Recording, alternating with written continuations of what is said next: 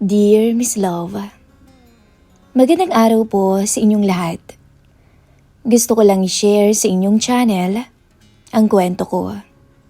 Kwento na hindi ko makakalimutan sa pagitan namin ng balikbayang amiga ng amo kong babae. Ang pangalan ko ay Joseph, 26 anyos, tagalinis, all-around boy sa mansyon ng amo kong babae na si Ma'am Belinda.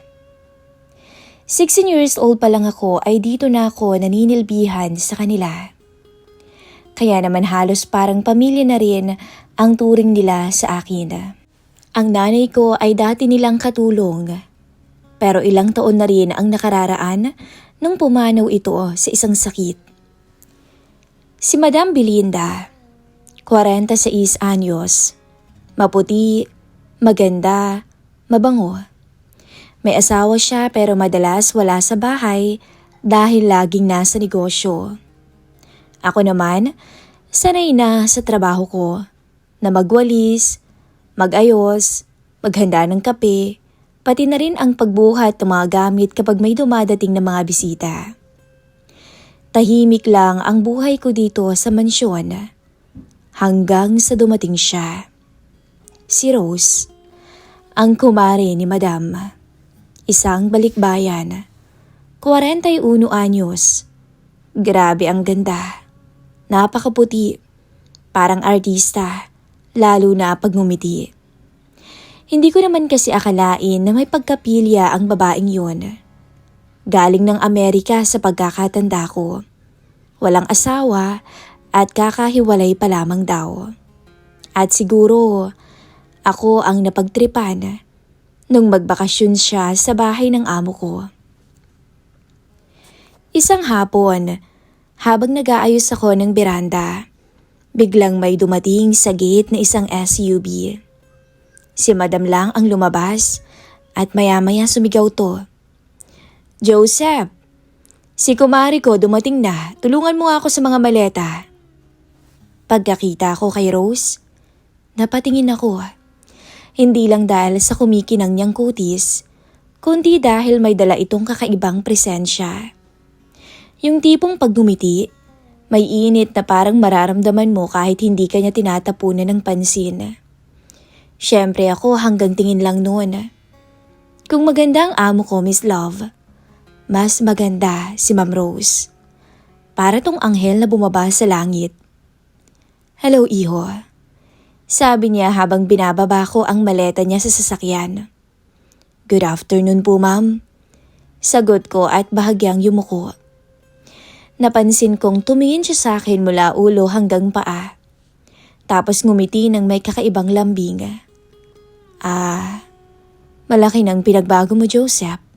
Sabi niya bigla. Napakunot naman ang noo ko. "Po?" Tumawa ang madam ko. "Abay, naaalala ka niya nung bata ka pa. Noong pumunta siya rito 8 years ago. Payatot ka pa raw noon." Talaga po?" "Hindi mo na ba siya natatandaan?" Tanong pa ni Madam Belinda. Napangiti na lang ako. Normal lang naman ang pambobola ng mga mayayaman minsan. Pero kasi, iba yung titig ni Rose. Yung parang may binabasa sa katauhan mo at hindi mo alam kung dapat ka bang kilabutan o matuwa. Pagpasok nila sa loob ng mansyon, iniwan nila ako habang inaayos ko pa ang mga gamit. At habang inaakyat ko ang maleta sa guest room, bigla kong narinig ang tawanan nila sa sala. Yung masayang kwentuhan ng dalawang taong matagal nang hindi nagkita. Pagkalapag ko ng gamit, bumaba naman ako para magtimpla ng juice nila. Paglapit ko sa mesa, sakto namang tumingin sa akin si Rose. "Joseph, ikaw pa rin ba ang nag-aasikaso dito sa bahay?" Tanong niya. "Opo, ma'am, ako pa rin ho." Ang sipag niyang bata, no? Wika ng amo kong si Ma'am Belinda. Sabay hawak pa nito sa balikat ko. Pero si Rose, hindi lang siya ngumiti. Kumindat pa siya sa akin. Hindi ko alam kung biro o kung gusto niya lang akong asarin. Pero may naramdaman akong malamig na kiliti sa batok ko. Kinagabihan, Naghugas ako ng mga baso na habang nagiinuman naman ang magkumare. Tumawag si Madam para magpamassage kaya umakyat siya sa kwarto niya at naiwan sa beranda sandali si Rose na tahimik na nakatingin sa hardin. Joseph? Pakiabutan naman ako ng tubig ko. Tawag niya. Lumapit ako at nilapag ang baso sa mesa. Pero habang nilalagay ko, bigla niyang hinawakan ng kamay ko.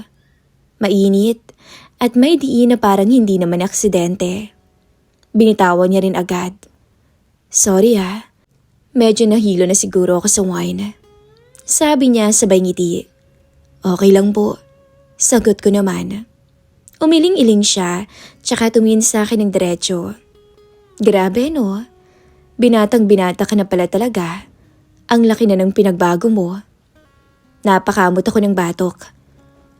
Salamat po ma'am. Tumingin siya ulit sa akin. May girlfriend ka? Wala ho. Busy ho dito sa mansyon. Ganon? Napangisi siya. Ang pogi mo pa naman.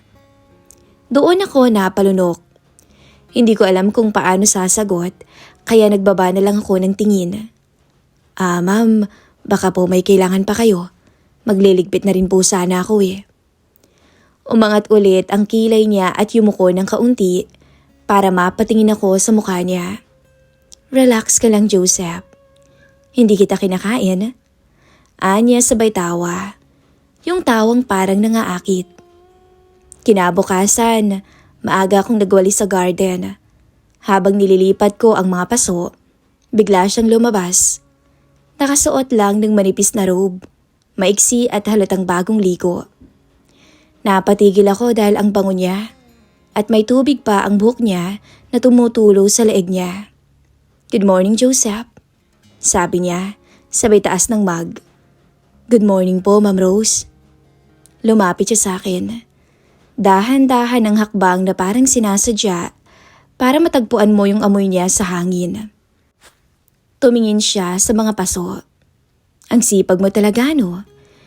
Ikaw din bang nag-aasikaso ng garden? Opo ma'am. Hinawakan niya yung dahon ng halaman tapos tumingin sa akin. Kung ako talaga si Belinda, hindi rin kita pakakawalan. Masipag at may utak ka. Idagdag pa na gwapo ka. Napangiti ako ng pilit. Salamat po. Yumuko siya palapit sa mukha ko. Joseph? Nanlamig ako. Yes po ma'am. Sanay ka ba na may tumitingin sa'yo ng ganito? At literal niyang tinitigan ako. Diretso at matalim. Para bang hindi ako makahinga noon. Nagpalinga-linga ako. Ma'am baka po may makakita. Hindi naman ako gumagawa ng masama Sagot niya. Pero yung tingin naman niya, hindi inosente. Yung tipong alam mong may binabalak pero wala pa sa oras. Bigla siyang tumuwid ng tayo. Okay, sige na. See you later, Joseph. At bago siya pumasok, tumingin pa siya sa likod, ngiting nangaakit. Pagdating ng hapon, nagpamanicure ang amo ko sa labas. Naiwan ako sa loob para mag-ayos ng sala. Pag-akyat ko ng hagdan, biglang bumukas ang pinto ng guest room. Si Ma'am Rose ay nandoon, nakatapis lang ng tuwalya. Nagulat pa ako nung makita ko siya. Ma'am, pasensya na ho. Nagyuko ako ng ulo, pero tumawa lang siya. Joseph, hindi mo kailangang umiwas ng tingin, hindi ka naman na bata. Hindi ako makagalaw. Parang nalaglag lahat ng dugo ko sa may sahig. Pasensya na ho. Lumapit siya. Hindi naman mabilis kundi dahan-dahan lang. Parang sinusukat niya yung bawat reaksyon ko. Nilapit niya ang labi niya sa tenga ko. Bakit ba parang lagi kang takot? Napalunok ako. Hindi po ako takot, ma'am. Umiling siya tapos bumulong. Good. Huwag kang matakot. Kasi ngayong isang linggong nandito ako, malalaman natin kung hanggang saan ka tatagal. Napaatras pa ako, hindi dahil ayaw ko, kundi dahil alam kong mali, Mali na kinikilabutan ako at mali kung ano man tong nararamdaman ko. Kung kababa o init. Lumingon siya bago pumasok sa kwarto. Joseph, huwag ka masyadong mabait. Baka matukso ako at patulan kita. Anya. At doon nagsimula ang linggong hindi ko inaasahan. Isang linggo kung saan unti-unti akong hinihila ng babaeng hindi ko dapat tinitingnan. At ang mas malala, bago matapos ang isang linggo, may mangyayari sa amin ng kumari ng amo ko. Simula nung araw na nagbiro si Ma'am Rose, na matutokso siya, hindi na ako mapakali nun. Kahit anong gawin ko, pagwawalis, pag-aayos, paghatid ng kape kay Madam Belinda, lagi kong nararamdaman ang mga mata niya sa likod ko na para bang sinusundan ang bawat galaw ko. At hindi ako nag-iisip ng kung ano-ano. Totoo talaga. Kahit anong oras dumaan ako sa hallway, may chance na sasalubong siya. Minsan galing sa banyo, minsan bagong gising, minsan nakadamit pambahay na sobrang nipis. At bawat beses na magtatama ang mga mata namin, lagi siyang may pagngiti na may ibig sabihin. Noong 3 araw ng bakasyon niya, mas lalo siyang naging mapang-asara. Habang nasa kusina ako, naghihiwa ng prutas para sa merienda, bigla siyang sumulpot sa likod ko. Tahimik lang siya pero amoy ko agad yung bango niya. Halimuyak ng lotion niya na halos araw-araw kong naaamoy. Wow, Joseph, ang sipag-sipag mo talaga. Sabi niya na halos dumidikit na ang labi sa batok ko. Napatigil ako. Hindi naman ho. Madalas ko rin naman ho kasi itong gawin, ma'am. Pero imbis na umalis, pumuesto siya sa tabi ko at tumulong mag-ayos ng prutas. Tumingin siya sa akin ng nakangiti. Pwede ko bang hawakan ng kutsilyo? Tanong niya. Opo ma'am, pero ako na po sanang Hinawakan niya yung kamay ko bigla. Hindi yung kutsilyo yung kinuha niya, kundi yung mismong kamay ko. Habang hawak ko naman yung kutsilyong panghiwa. Ramdam ko ang mainit niyang kamay. Napatingin ako sa kanya. Nakangiti siya. Hindi ngiti ng inosente. Ngiti ng babaeng alam ang epekto niya sa lalaki. Ayos lang, Joseph. Hindi naman kita masyadong ginugulo, hindi ba? Medyo ho. Sagot ko nang hindi sinasadya. Natawa siya. Mahina pero parang may pagkalandi ang tawa. Medyo pala. Binitawan niya ang kamay ko. Pero nanatili siya sa tabi ko. Amoy na amoy ko talaga yung bango niya. Yung tipong kahit pumikit ako, alam kong siya yun. Pagkatapos ng merienda, tumawag si Madam Belinda at nag-request ng masahe mula kay Rose. Magaling daw kasing mag-massage ang kumari niya. Umalis sila papunta sa kwarto at ako naman ay bumalik sa trabaho. Pero bago sila umakyat, tumingin sa akin si Ma'am Rose at kinindatan ako. Hindi ko na talaga alam kung ano bang iniisip ng babaeng yon. Pagsapit ng hapon, nagpag-grocery si Madam.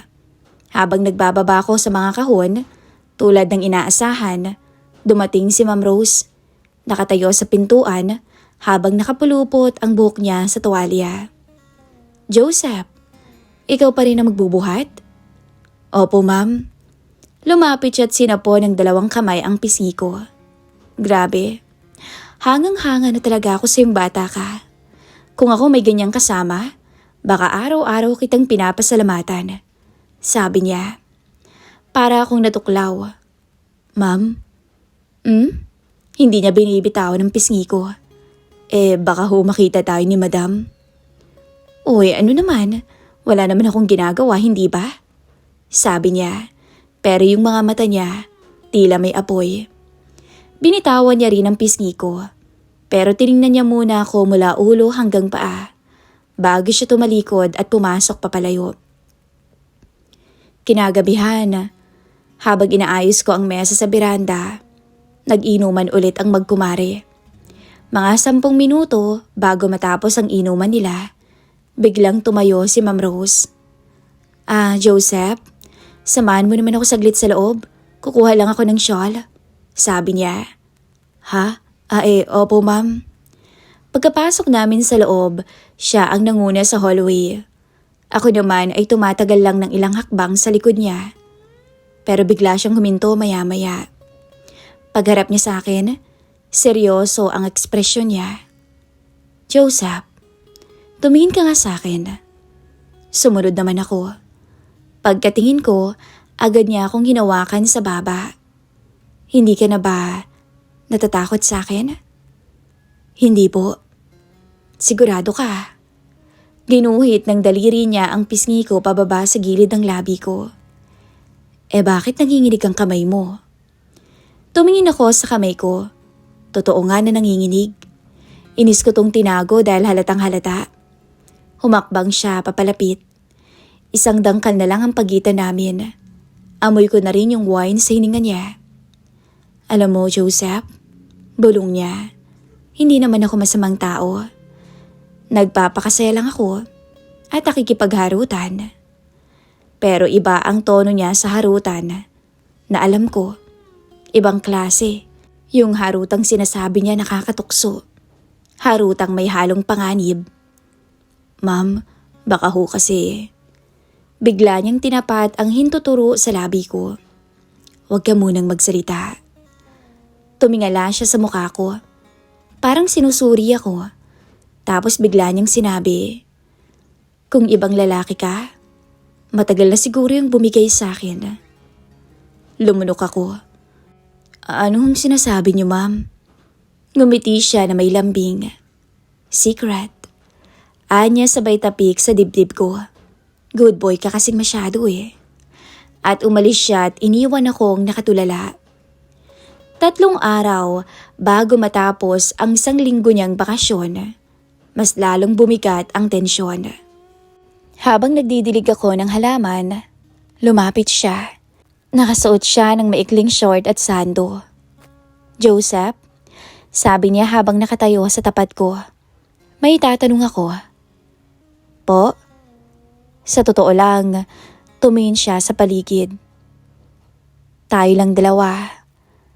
Na-offend ka ba sa mga biro ko? Hindi naman ho, ma'am. Naglakad siyang paikot sa likod ko. Tapos dahan-dahang tumigil sa mismong balikat ko. Narinig ko ang hininga niya sa tenga ko. Na-excite ka ba? Bulong niya. Parang may kuryente na kumalabit sa akin. Hindi ako makasagot. Hindi ko kayang magsinungaling. Tumawa siya pero mahina. Lumayo siya ng konti at tumayo sa harapan ko. Joseph, may sasabihin sana ako kanina pa eh. Pero wrong timing palagi.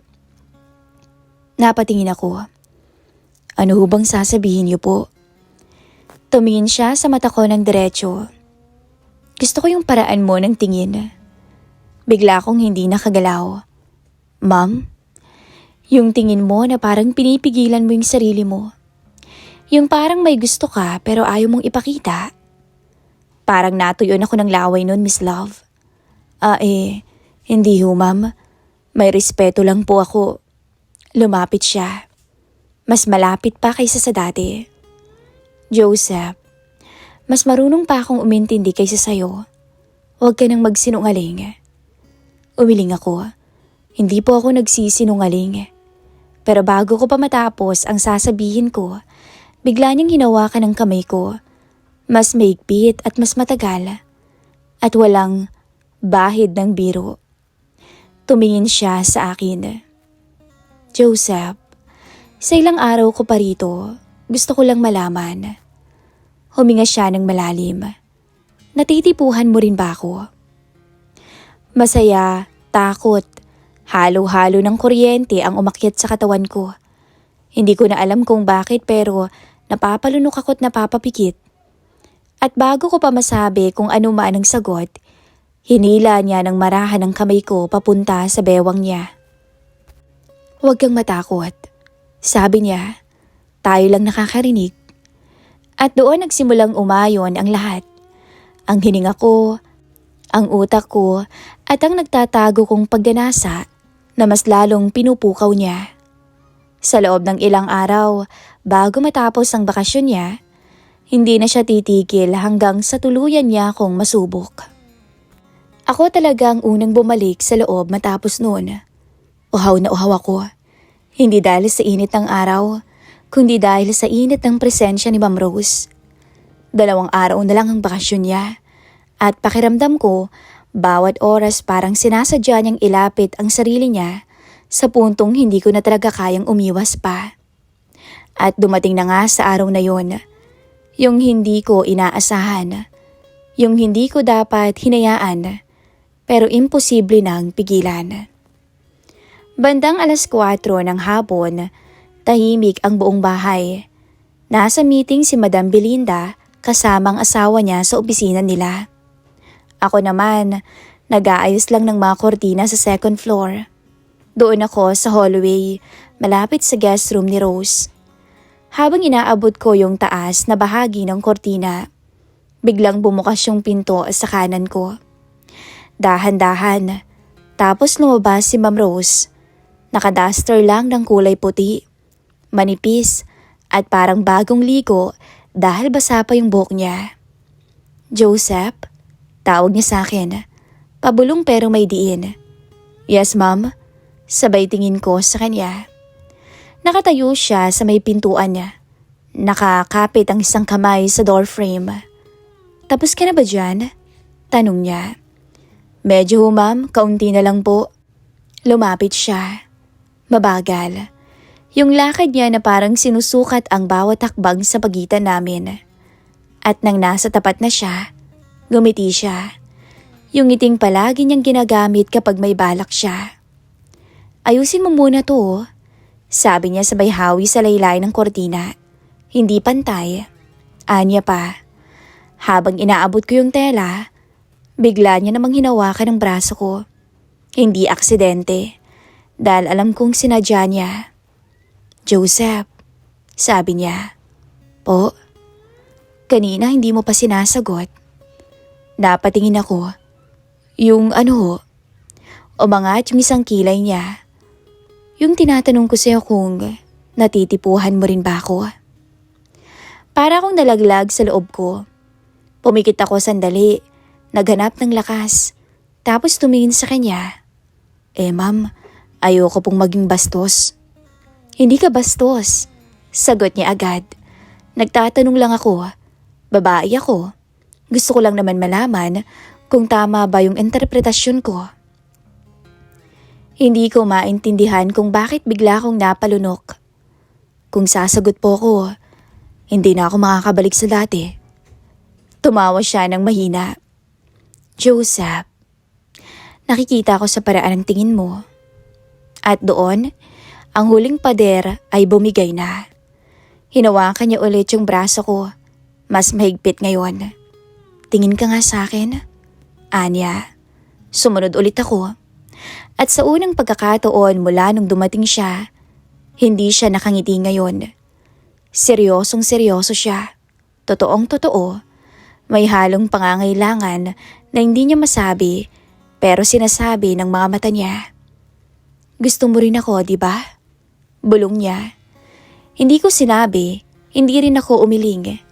Pero ang ginawa ko, tiningnan ko siya ng diretsyo ng walang takas, ng walang takot. At doon, alam ko na nakuha niya ang sagot. Nagiba ang tingin niya, para bang biglang nagkaapoy. Tapos bigla niyang hinila ang kamay ko papasok sa kwarto niya. Pagpasok namin, dahan-dahan niyang sinara ang pinto. Hindi niya ako tinitigan, pero ramdam ko ang kaba at excitement niya. Hindi rin ako makagalaw. Ang daming bawal, ang daming mali. Pero sa sandaling yon, wala ni isa sa amin ang nag-isip ng tama. "Joseph," tawag niya ng mahinahon. "Po, lumapit ka dito." Tumayo siya sa harap ng kama. Madilim na ang loob ng kwarto. Ang liwanag lang ay galing sa bintana. Pero kahit anino lang, kitang-kita ko ang kurba ng katawan niya sa manipis na duster. Lumapit ako. Paglapit ko, tumingin siya sa akin mula baba hanggang taas. Parang sinusuri niya kung sigurado ba ako. Totoo ba to? Tanong niya na halos pabulong. Opo, sagot ko. Totoong totoo po. Mahina akong sabi. Napalunok siya. Nagkatinginan kami ng matagal, tapos siya na ang unang kumilos. Hinawakan niya ang kamay ko at nilagay sa bewang niya. Mainit ang balat niya kahit may tela. Nagulat siya nang hindi ko binawi yung kamay ko. Oh, kaya mo pala eh. Sabi niya na may ngiting parang tuwang-tuwa. Maya-maya tumingin siya sa labi ko. Hindi naman ako kumikilos. Siya mismo ang lumapit ng unti-unti, humihinga ng malalim. Joseph? Yes po, ma'am. Tawagin mo akong Rose. Natahimik ako. Sige po, Rose. Pagkasabi ko noon, pumikit siya. Parang doon na siya tuluyang bumigay. At doon nagsimula ang isang bagay na hindi ko akalaing mangyayari. Hinawakan niya ang likod ng batok ko. Tapos hinila na niya ako papalapit. Duwampi ang labi niya sa labi ko. Hindi mabilis, hindi rin naman agresibo. Para bang isang babae na matagal na naghahanap ng mainit na yakap at tiwala. Isa yon sa mga halik na hindi ko makakalimutan. Hindi dahil bawal, kundi dahil may kabang halong pagnanasa na pinigilan ng matagal. Hinatak niya ulit ako papalapit. At nang maghiwalay ang labi namin ng sandali para huminga, nakatingin siya sa akin na para bang may gustong sabihin. Joseph, ngayon lang ako nagkaganito. Sabi niya, wala kang idea. Ako rin, Rose, sagot ko. Hinila niya ulit ako. Yung mga halik niya mas naging mabilis, mas naging desperado, na para bang ayaw niyang matapos yung mga sandali.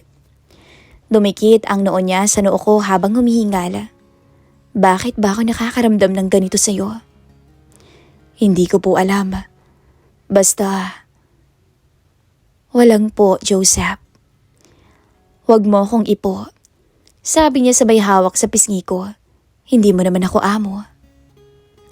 Tumawa ko ng mahina, pero nauwi sa paghinga ng malalim dahil sinandal niya na ang kanyang sarili sa dibdib ko. Gusto kita, bulong niya. Totoo yon. At doon nangyari ang lahat, Miss Love. Isang pangyayaring hindi ko makakalimutan hanggang ngayon. At nung matapos ang lahat, humiga siya sandali sa gilid ko. Nakayakap sa akin ng marahan. Joseph, mahinang sabi niya. Po, Rose. Huminga siya ng malalim. Bukas na ang alis ko. Parang may kumurot sa dibdib ko. Ganun ho ba? Tumingin siya sa akin. Pero hindi pa tayo tapos, Joseph. Anya sabay hawak niya sa kamay ko. Hindi pa ito ang ending. Hindi pa. At doon nagsimula ang pananabik. Dahil alam kong kinabukasan, siguradong mauulit pa. Kinabukasan, maaga akong nagising.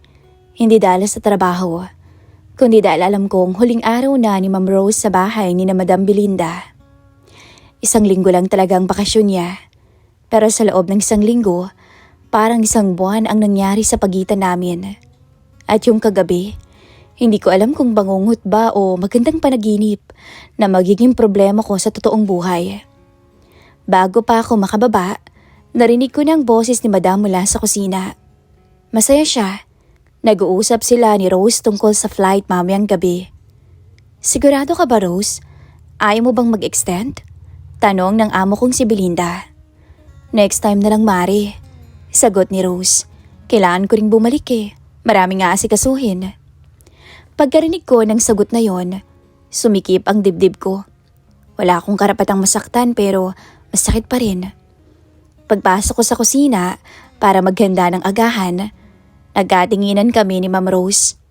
Napakatamis ng ngiti niya, pero yung mata niya may tinatago. Alam ko, dahil ako rin may tinatago. Good morning, Joseph. Bati niya na parang wala lang. Good morning po, Ma'am Rose. Umupo siya sa mesa. Nagkakape kasama si Belinda. Ako naman, busy sa pagkuha ng mga pinggan. Pero sa bawat paglingon ko, nakikita kong nakatingin si Rose. Hindi na yung tingin na may landi, kundi yung tingin na parang may gustong sabihin na hindi niya naman magawang sabihin. Pagkaalis ni Madam Belinda bandang tanghali, pumunta to sa opisina. Doon nagsimula ang katahimikan sa mansyon. Naiwan lang kasi kaming dalawa. Kahit ayaw kong umaasa kung kakausapin niya ako ng personal. At yun nga ang nangyari. Habang nagwawalis ako sa may sala, lumapit siya. "Joseph?" Tawag niya. "Nandito po ako." "Huwag ka munang gumawa dyan. Punta ka muna sa beranda." Hindi ko alam kung bakit nanginginig ang palad ko. Sumunod na lang ako sa kanya. Sa beranda, umupo siya sa may sofa. Ako naman nakatayo lang. "Halika muna dito." Pagtingin ko sa kanya, hindi siya nakangiti. Seryoso siya. Malungkot. "Hindi kita tinatawag para magpaalam lang." Sabi niya. Kailangan ko lang sabihin ng totoo. Umupo ako sa tabi niya, pero hindi naman masyadong malapit. "Ano po yun? Ano yun, Rose?" Hinawakan niya ng marahan ang kamay ko. "Pasensya ka ng kagabi." Napahinga ako ng malalim. "Ayos lang po. Pero, hindi ako nagsisi." Dagdag niya. Nagkatinginan kami at wala akong masabi. Pero Joseph, kahit gustuhin natin, hindi pa po pwede. "Alam ko naman ho." Yun ang sinabi ko, pero bakit parang may kurot sa puso ko? Nagpatuloy siya. "Hindi ko pwedeng guluhin ang buhay mo. Bata ka pa." Tama lahat ng sinasabi niya. Pero bakit ang sakit pakinggan? "Rose," mahina akong sabi. Wala naman po akong hinihingi." "Alam ko." Sagot niya agad. "Ikaw pa. Kaya nga mas lalo akong tinamaan eh." Hindi ko alam kung anong isasagot. Hanggang bigla siyang tumabi ng mas malapit. Pero bago ako umalis, Joseph, napatigil ako. Tumingin siya sa labi ko, tapos sa mata. "Pwede pa ba? Isang beses na lang.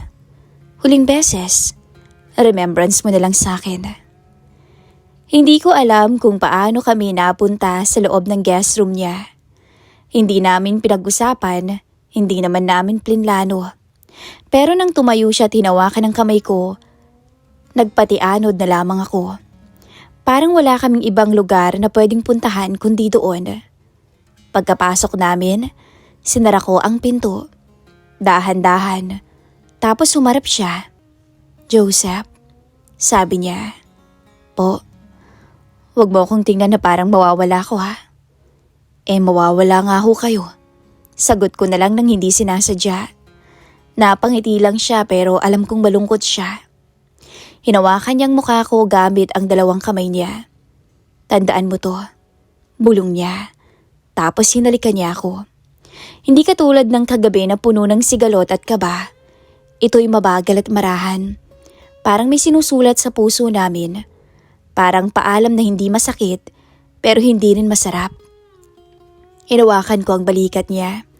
Tapos bumaba sa bewang niya. "Joseph." Bulong niya habang nakasandig ang noo niya sa akin. "Pasensya ka na kung kinakailangan ko agad umalis." "Natural lang po yun." Sagot ko. "May buhay kayo doon eh." Hinawakan niya ako. Parang dinaramdam o dinadamdam ang tibok ng puso ko. Kung ibang panahon siguro, ibang sitwasyon. Hindi ko alam. Umikot ang kamay niya sa likod ko na para bang ayaw niyang matapos ang yakap namin.